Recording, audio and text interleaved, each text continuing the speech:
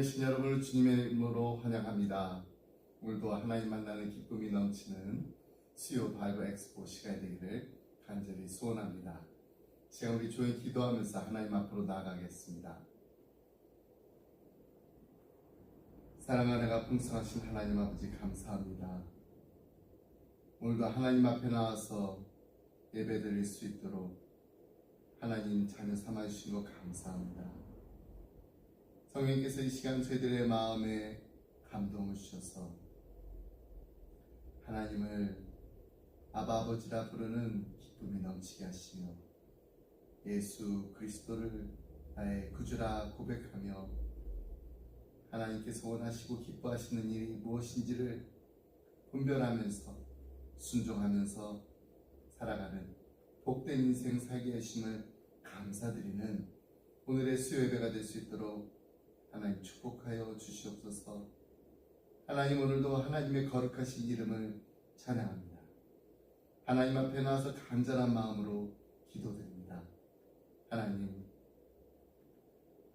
만나는 기쁨이 넘칠 뿐만 아니라 이 기쁨을 온 세상에 널리 알리는 예수님의 참 증인으로서 다시 한번 다짐하고 결단하는 시간이 되게 하여 주시옵소서.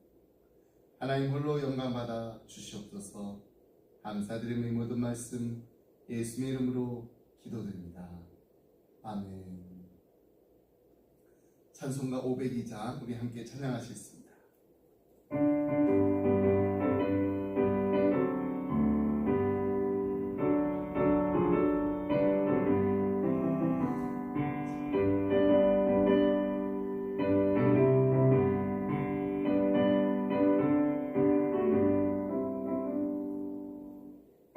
사자들이여 어서 가서 어둠을 물리치고 주의 진리 모르는 백성에게 어둠의 빛 비춰라. 빛의 사자들이여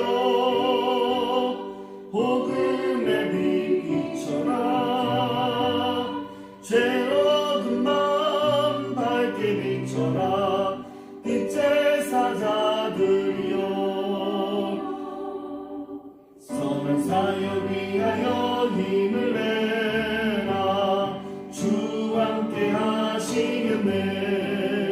주의 크신 사랑을 전파하며 복음의 빛 비춰라.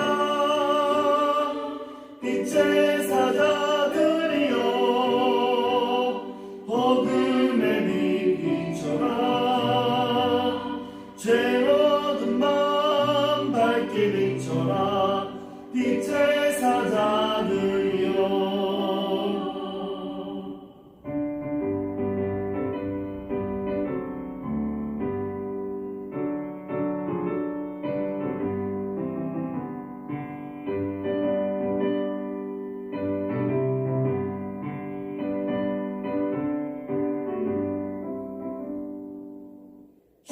부탁하신 말 순종하여 이 진리 전 힘을 다해 복음의 빛 비춰라. 빛의 사자들이여 복음의 빛 비춰라. 죄 얻은 마음 밝게 비춰라. 빛의 사자들이여 강무거리나 땅끝까지 주님만 의지하고 눈어 누워 못 보는 백성에게 복음의 빛 비춰라. 빛의 사자들이여 복음의 빛 비춰라. 죄 얻은 마음 밝게 비춰라. 빛의 사자들이여 아멘. 찬송가 505장 함께 찬송하시겠습니다.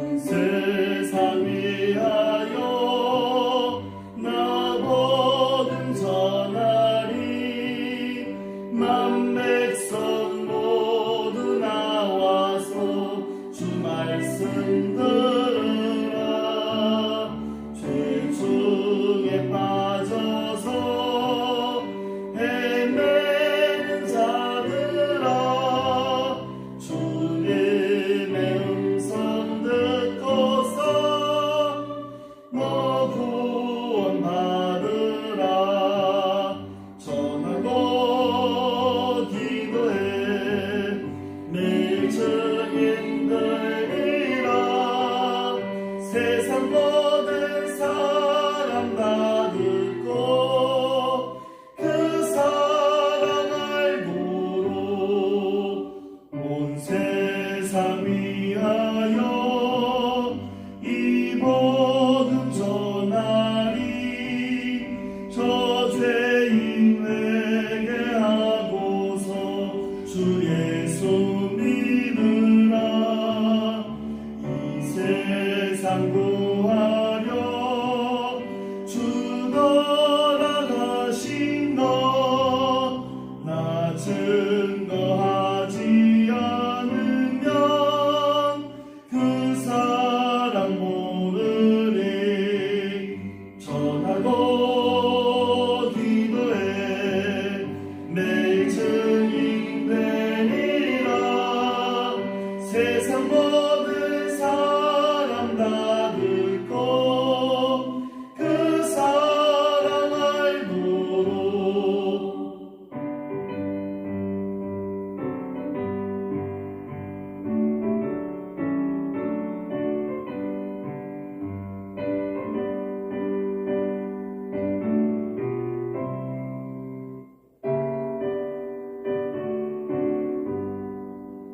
온 세상 위하여 주 은혜 임하네 주 예수 이름 힘입어 이 복음 전하자 먼 곳에 나가서 전하지 못해도 나 어느 곳에 있든지 늘 기도 힘쓰리 전하고 기도해 매일 증인 되리라 세상 모든 사람 다 듣고 그 사랑 알도록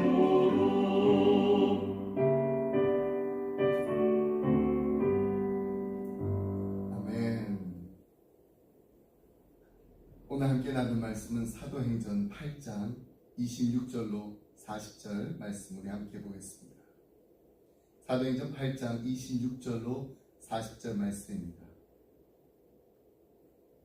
주의 사자가 빌립에게 말하여 이르되 일어나서 남쪽으로 향하여 예루살렘에서 가사로 내려가는 길까지 가라 하니 그 길은 광야라. 일어나 가서 보니 에디오피아 사람 곧 에디오피아 여왕 간다게의 모든 국고를 맡은 관리인 네시가 예배하러 예루살렘에 왔다가 돌아가는데 수레를 타고 선지자 이사야의 글을 읽더라. 성령이 빌립더러 이르시되 이 수레로 가까이 나가라 하시거늘 빌립이 달려가서 선지자 이사야의 글 읽는 것을 듣고 말하되 읽는 것을 깨닫느냐 대답하되 지도해주는 사람이 없으니 어찌 깨달을 수 있느냐 하고 빌립을 정하여 수레에 올라 같이 앉으라 하니라. 읽는 성경 구절은 이것이니 일렀으되 그가 도살장에게로 가는 양과 같이 끌려갔고 털 깎는 자 앞에 있는 어린 양이 조용함같이 그의 입을 열지 아니하였도다. 그가 굴욕을 당했을 때 공정한 재판도 받지 못하였으니 누가 그의 세대를 말하리요.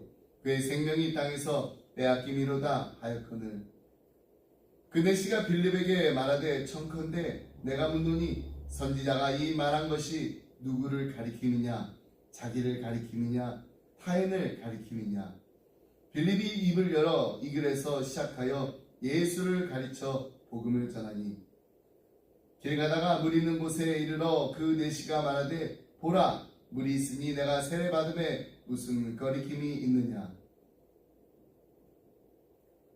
이에 명하여 수레를 멈추고 빌립과 내시가 둘 다 물에 내려가 빌립이 세례를 베풀고 둘이 물에서 올라올새 주의 영이 빌립을 이끌어간지라.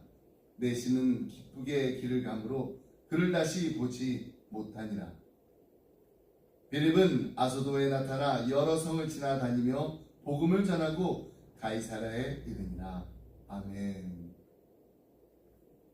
바이블 엑스포 사도행전 26번째 시간입니다. 우리는 지난 2주 동안 스데반 집사 순교 이후에 흩어진 증인들의 이야기를 함께 나누고 있습니다. 그 중에 한 사람이 바로 전도자 빌립입니다. 예수님의 사역 기간에 다른 제자들과 함께 예수님을 따랐던 복음 전도자요 집사인 빌립은 복음서에는 언급되어 있지 않습니다. 그 이름이 처음 나타난 곳은 예루살렘 교회에서 사도들을 돕기 위하여 선택된 7 집사의 명단입니다. 거기에서 그는 7 집사 중 스데반 다음으로 언급됩니다. 사도들이 집사들을 선택한 것은 나약한 이 과부들과 불우하고 가난한 사람들을 돌보기 위해서였습니다. 그러나 유대인들의 기독교 박해로 말미암아 스데반이 순교하고 극심한 핍박을 당하자 사도들 외에는 다 유대와 사마리아 모든 땅으로 흩어졌습니다. 이들이 두루 다니며 복음을 전할 때 빌립은 사마리아 성으로 내려가 복음을 전했습니다.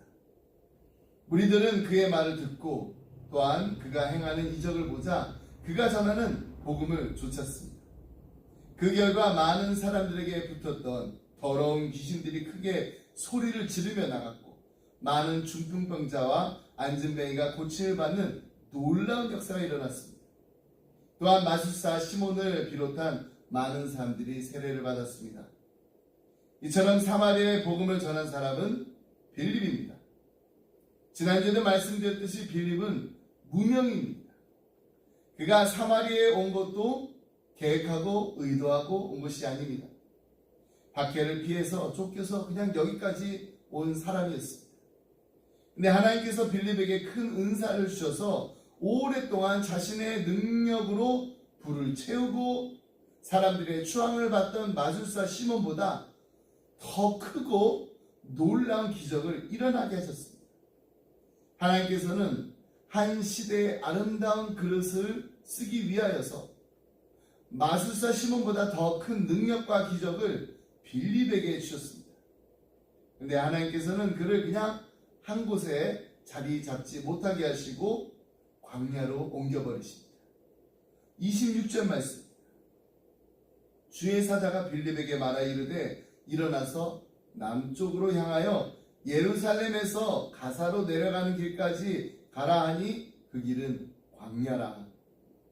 빌립이 그 길을 따라 얼마나 내려갔는지는 알 수 없습니다. 하지만 가사는 광야로 들어가기 전에 있는 마지막 지점이기 때문에 꽤 먼 길을 내려온 것입니다. 오늘날로 말하자면은 가사는 미국에 이렇게 서부 여행을 떠날 때 보면은 이런 팻말이 있습니다. 마지막 주유소입니다. Last gas station. 이후 200마일까지는 주유소가 없습니다. 이런 이 팻말이 붙어 있는 마을이라고 할 수가 있습니다. 그렇다면 하나님께서는 아주 특별한 소임을 위해서 빌립을 그곳에 보내셨다라는 말씀입니다. 여러분, 광야는 사마리아 성에서 벌어졌던 기적과 같은 영향력이 이어질 수 없는 오지입니다. 근데 하나님께서는 또 한 번 빌립을 들어 사용하십니다. 성령님의 명령을 쫓아 남쪽 광야길에 이른 이 빌립이 가사에서 만난 사람은 다름 아닌 에디오피아 여왕 간다게의 신하입니다. 에디오피아의 모든 재정을 책임진 고위 관리였습니다. 그런 그가 예배하러 예루살렘에 왔다가 에디오피아로 돌아가는 길에 마차에서 선지자 이사야의 글을 읽는 중이었다라는 그 증언으로 미뤄보아 그가 에디오피아 사람이었음에도 하나님에 대한 깊은 관심을 지닌 사람이었다는 것을 우리는 알 수가 있습니다. 간다게는 에디오피아 여왕 개인의 이름이 아닙니다. 로마 제국에 보면 카이사라고 합니다. 이집트의 또 파라오처럼 에디오피아 왕의 칭호였던 것으로 알려져 있습니다. 이번 역사가에 따르면 고대의 누비아 또는 구스로 불렸던 이 에디오피아인들, 태양을 왕의 아버지로 여겼고 왕의 어머니에게는 간다게라는 이 칭호를 주었다고 합니다. 그러니까 이 간다게의 이 권위는 거의 절대적이어서 대개 왕보다 높았습니다. 그런 간다게의 신하를 빌립이 만나게 된 것입니다. 근데 빌립이 만난 간다게의 신하는 에디오피아의 고위 관리이긴 했지만은 뜻밖에도 내시였습니다. 그렇다면 그의 존재 자체가 유대인으로서는 마주 대할 수 없는 상대였습니다. 에디오피아 사람이라면 당시 유대인들이 경멸하던 이방인이었습니다. 또 에디오피아라는 그 말 자체가 검은 피부를 의미합니다. 히브리어로 쿠시입니다. 우리말로는 구스인으로 이렇게 번역됐습니다. 근데 이 구스인은 인류 두 번째 시조인 이 노아의 세 아들 가운데 저주받은 함의 후예였습니다. 설상가상으로 그 관리가 넷이었습니다. 넷이란 선천적으로나 후천적이든 이 고자를 의미합니다. 유대인들은 고자 역시 하나님으로부터 저주받은 사람으로 간주하여서 인간 이하의 존재로 취급하였습니다. 이처럼 유대계의 율법에 따라 언약의 자손이 될 수 없었던 넷이가 예루살렘에서 예배를 드리고 에디오피아로 돌아가는 길에 선지자 이사의 글을 읽고 있었다면은 그는 분명히 성경 사본까지도 소유하고 있었다라는 것을 말해줍니다. 어떤 사본이었을까요? 아마도 히브리어 구약 성경을 헬라어로 번역한 70인역 셉투이전 성경이었을 것입니다. 주전 586년에 이 바벨론 제국에 의해서 유다 왕국이 멸망합니다. 그와 동시에 이 많은 유대인들이 지중해 세계 각처로 흩어져 정착하게 됩니다. 소위 구약시대의 디아스포라들이었습니다.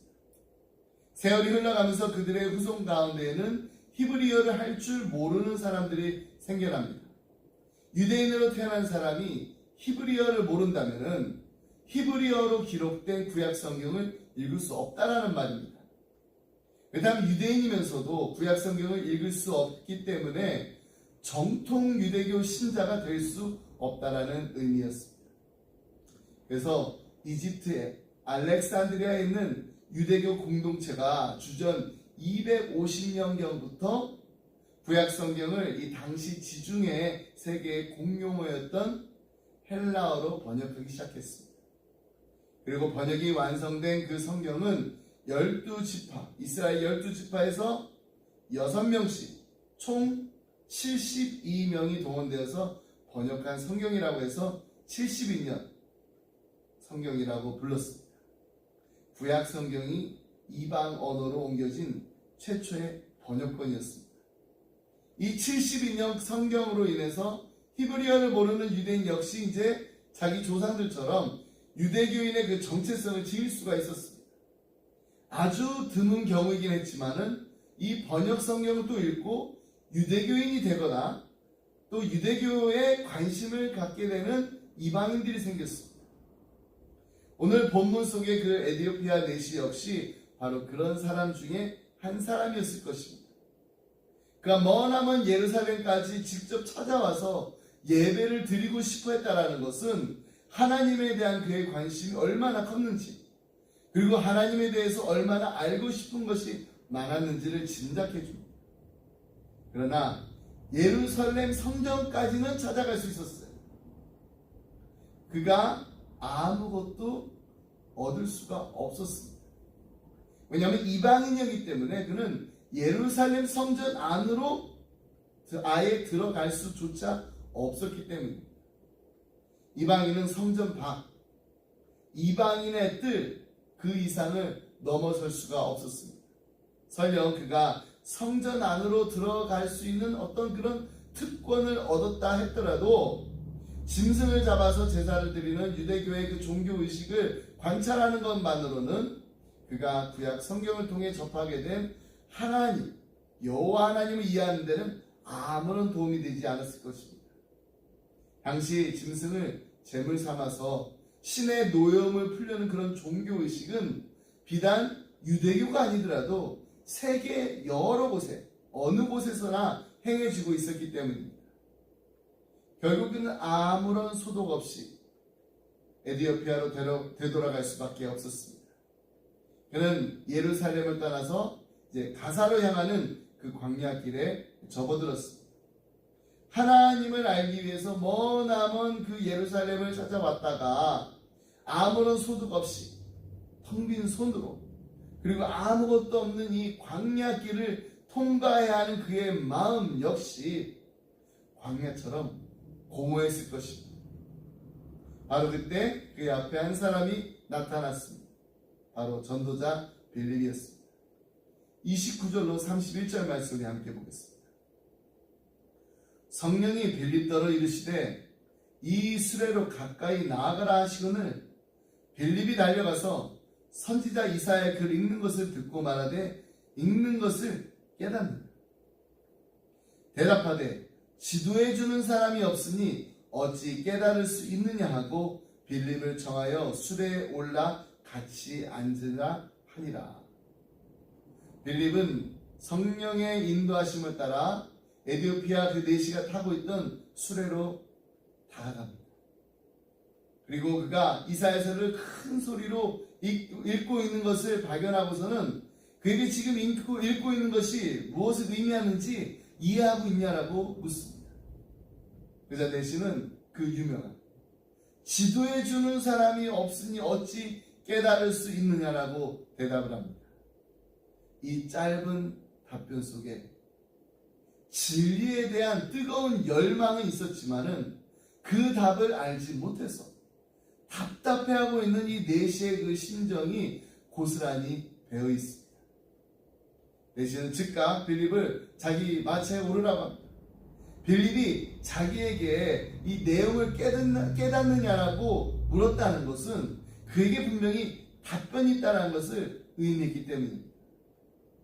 저 오늘 본문은 하나님의 섭리에 의해서 일어난 사건들로 가득 차 있습니다.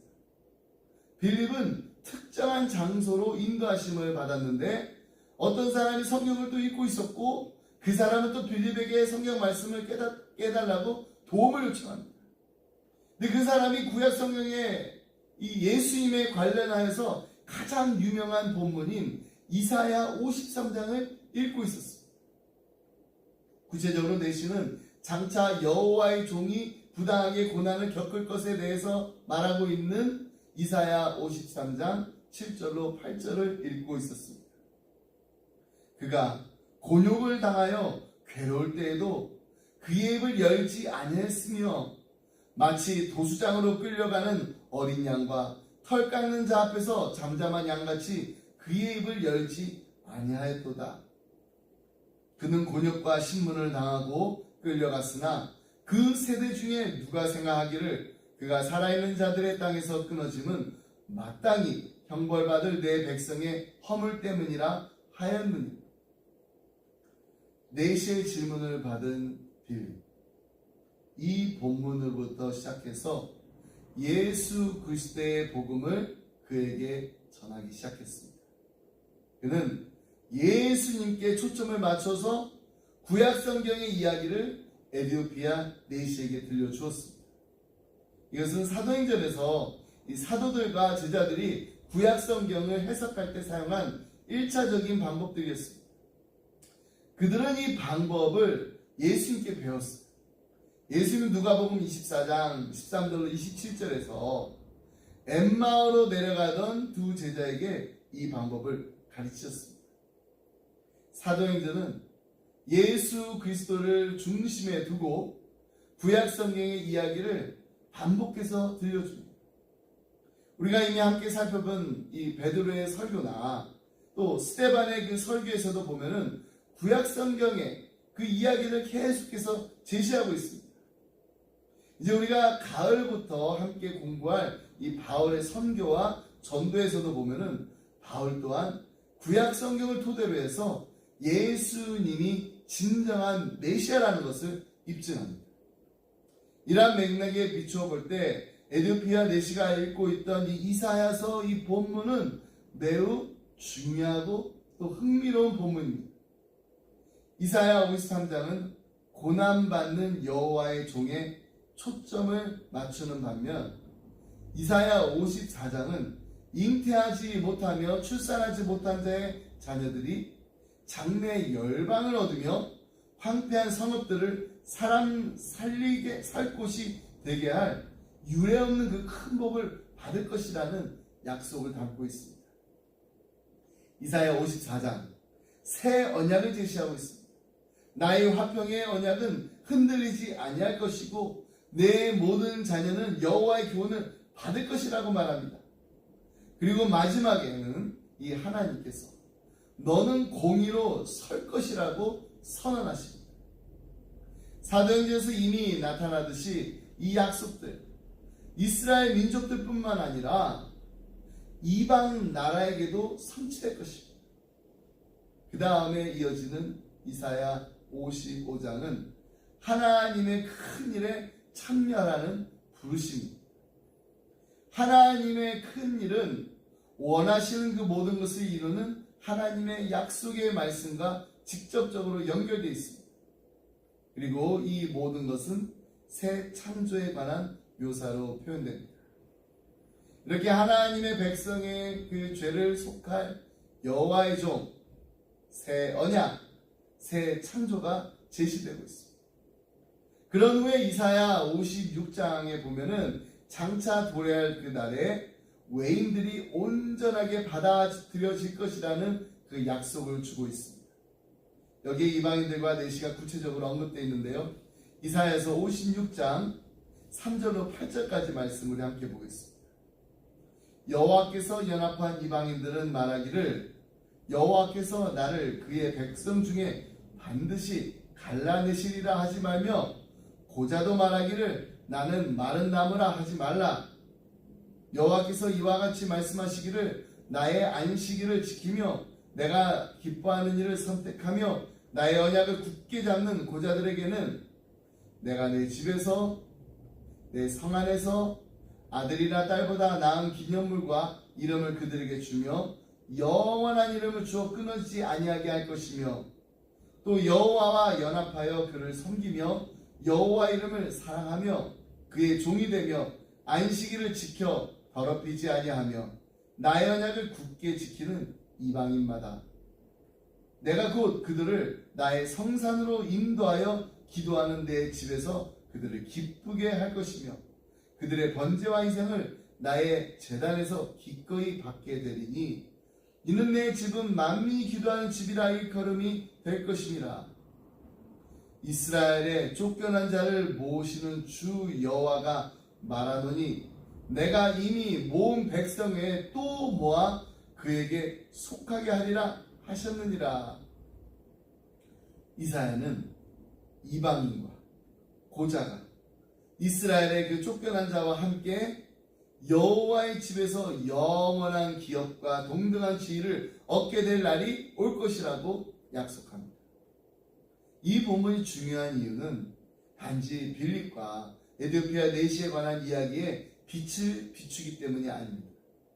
이 본문이야말로 이제 곧 이방인의 사도가 될 사울의 그 회심을 기점으로 해서 사도행전의 그 초점이 예루살렘에서 이방 나라들로 옮겨가는 것을 더 잘 이해할 수 있게 하기 때문입니다. 그렇습니다. 에디오피아 내시는 72년 그 성경을 통해서 알게 된 하나님에 대한 그 열심으로 예루살렘 성전까지 찾아갔지만 이방인이었던 그는 이방인의 그 뜰을 넘어설 수가 없었습니다. 그가 예루살렘 성전에서 확인한 것은 유대교를 통해서는 자신과 같은 이방인은 유대인과 동일한 구원을 결코 얻을 수가 없다라는 사실이었습니다. 그러나 빌립이 전해준 예수 그리스도의 복음은 유대교와는 달랐습니다. 복음 안에서는 유대인과 이방인의 구별이 없었습니다. 복음 안에서는 자신과 같은 한해 후예인 구스인도, 자신처럼 거세당한 내시도 하나님의 존귀한 자녀였습니다. 복음을 통해 이 놀라운 사실을 깨닫게 된 에디오피아 내시의 그 기쁨과 감격이 얼마나 컸을까요? 더욱이 하나님께서는 이 복음을 내시에게 전해주기 위해 빌립을 당신의 도구로 사용하셨습니다. 빌립은 광야에 사는 사람이 아닙니다. 그는 성령님의 명령을 쫓아서 43여 마일이나 떨어진 그 사마리아에서 온 것입니다. 사마리아는 또 예루살렘 그 북쪽 한 35마일 그 지점에 위치하고 있습니다. 그러니까 예루살렘에서 광야길에 이르기보다 사마리아에서 광야길까지 가기가 그만큼 더 멀다라는 것입니다. 그렇다면은 예루살렘을 출발한 그 에디오피아 내시를 예루살렘보다 더 먼 그 사마리아에서 떠난 빌립이 광야길에서 아주 정확하게 만나기 위해서는 빌립은 내시가 예루살렘을 출발하기 최소한 하루 전에 사마리아를 출발했어야 합니다. 미리 서로 연락한 것이 아닙니다. 근데 내시가 또 마차를 또 타고 가고 있습니다. 반면에 빌립은 걸어갔음을 감안한다면 그보다 훨씬 더 빨리 출발했어야 합니다. 이처럼 내시 자신이 예루살렘을 출발하기도 전에 하나님께서는 빌립으로 하여금 먼저 사마리아를 출발하게 하시고 자신이 그 광야길에서 이사야 53장 7절로 8절 말씀 읽고 있을 때 한치의 오차도 없이 자신과 빌립을 만나게 하셨다는 것. 이처럼 시간과 공간을 초월하시는 하나님이 이 하나님의 그 신비로운 구원의 은총을 이 내시가 깨달았습니다. 그의 감격, 그의 감탄은 또 얼마나 컸을까요? 근데 마침 이들이 물이 있는 데를 통과하게 되었습니다. 이때 내시가 감탄하면서 이렇게 외칩니다. 36절로 38절 말씀. 길을 가다가 물 있는 곳에 이르러 그 내시가 말하되 보라 물이 있으니 내가 세례를 받음에 무슨 거리낌이 있느냐. 이에 명하여 수레를 멈추고 빌립과 내시가 둘 다 물에 내려가 빌립이 세례를 베풀고 두 사람은 즉각 마차를 멈추고 함께 물로 내려갔습니다. 그리고 물속에서 빌립이 내시에게 세례를 베풀었습니다.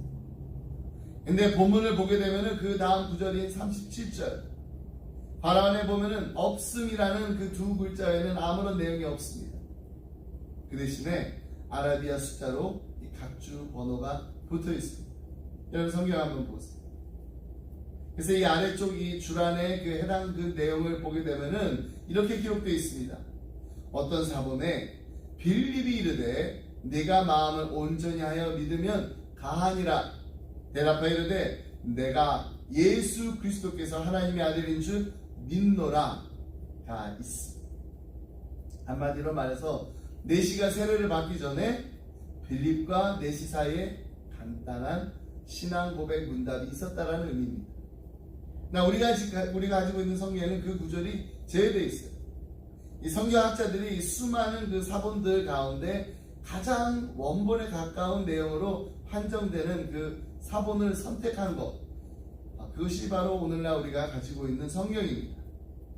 근데 그 사본에는 37절의 그 내용이 없지만은 초대교회에서 세례식을 거행할 때 이런 간단한 신앙 고백 문답이 있었음을 우리에게 일러주기 위해서 다른 사본에 있는 그 내용을 줄 안에 표기해 둔 것입니다.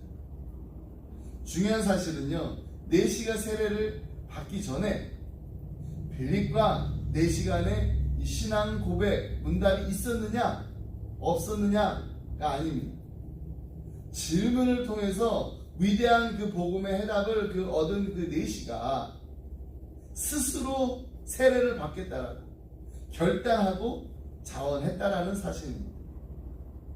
빌립은 2000년 이 교회 역사상 이방인에게 세례를 베푼 첫 번째 전도자가 되었습니다. 그리고 이 내시는 첫 번째로 세례를 받은 이방인 그리스도인이 되었습니다. 이것은 빌립이 철저하게 주님의 말씀에 순종하고 성령님의 인도하심에 자신을 내어 맡긴 결과였던 것입니다.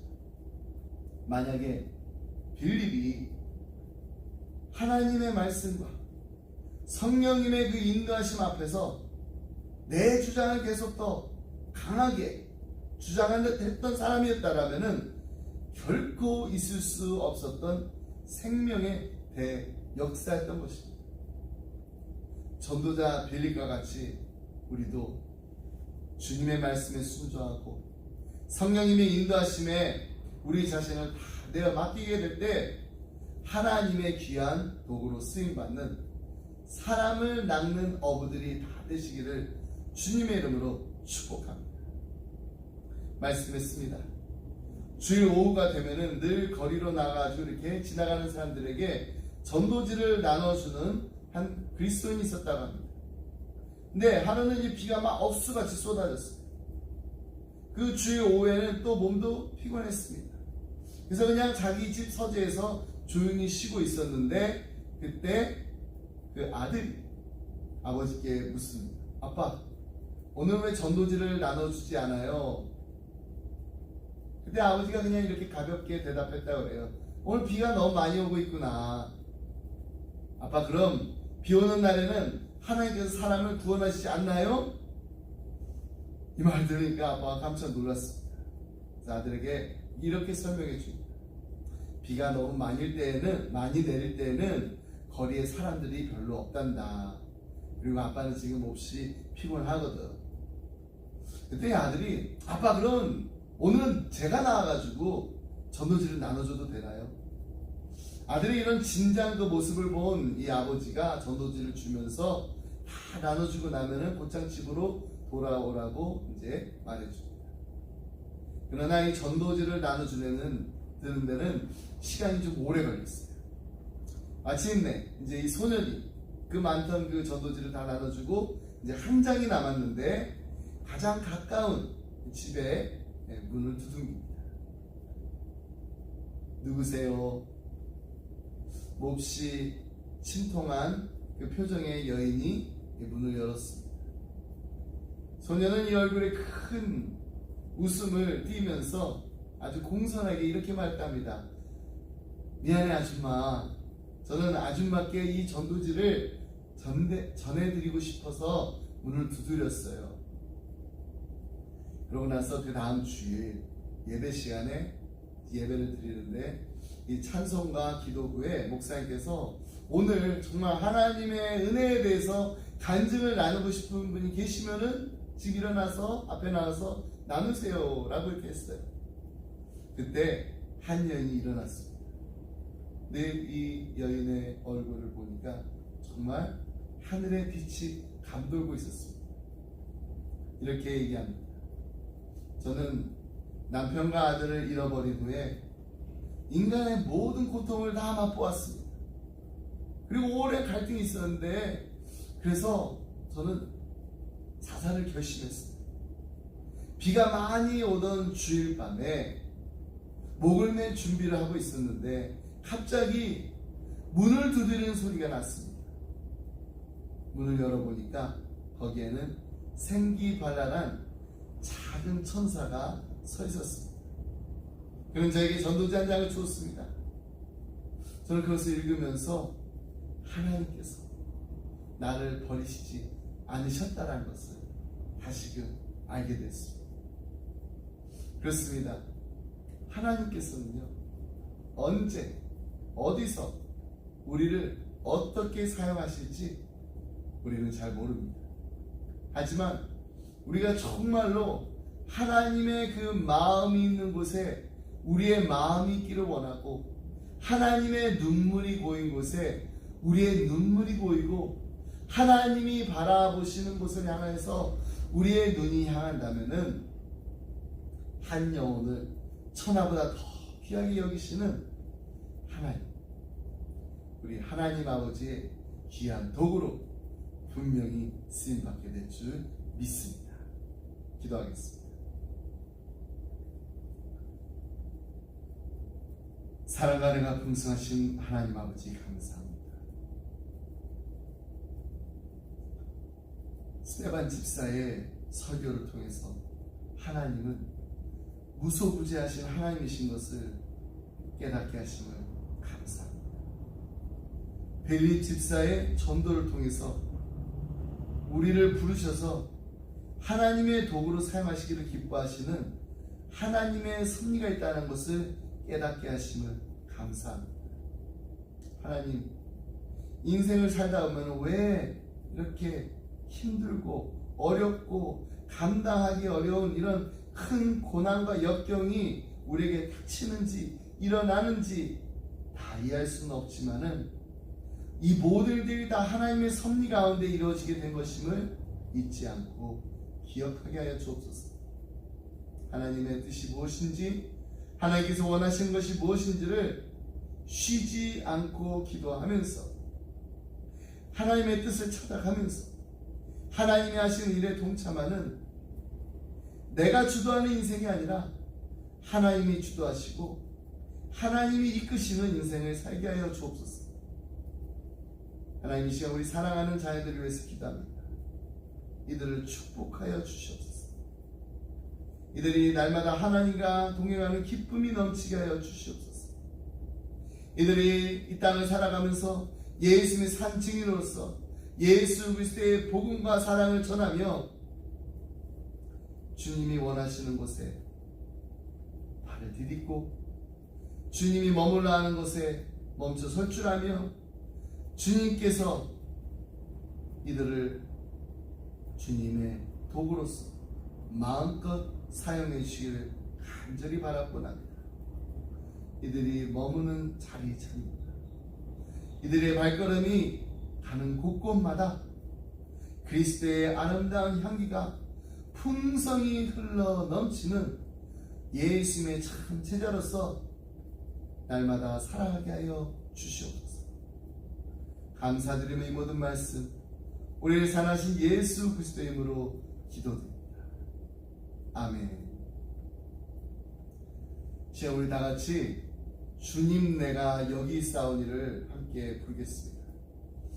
초대교회에 큰 박해가 있었을 때 그 핍박을 피해가지고 성도들이 흩어진 것 같았지만은 사실은 이 모든 일들이 다 하나님의 섭리 가운데 이루어진 일이라는 것을 우리는 다시 한번 전도자 빌립의 그 삶을 통해서 우리가 깨닫게 되었습니다.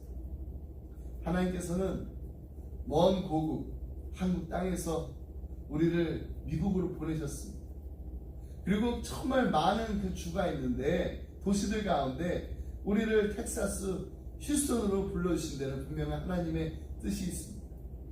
그것은 바로 이 땅 휴스턴이 바로 하나님께서 우리에게 허락하신 선교지, 그리스도의 복음과 사랑을 전하고 나누라고 우리를 휴스턴에 보내주셨습니다. 다음 우리 기쁨의 교회와 우리 기쁨의 가정들의 헌신과 섬김을 통해서 휴스턴이 복음을 듣고 큰 기쁨으로 가득 차게 된다면 그 모습을 보고 하나님께서 얼마나 기뻐하실까요? 우리도 빌립 집사처럼 우리가 머무는 자리에서 전도자로서 복음 증거에 힘쓸 때 하나님의 놀라운 구원의 그 역사를 보게 해달라고 간절한 마음으로 기도하는 마음으로 이 찬양을 부르도록 하겠습니다.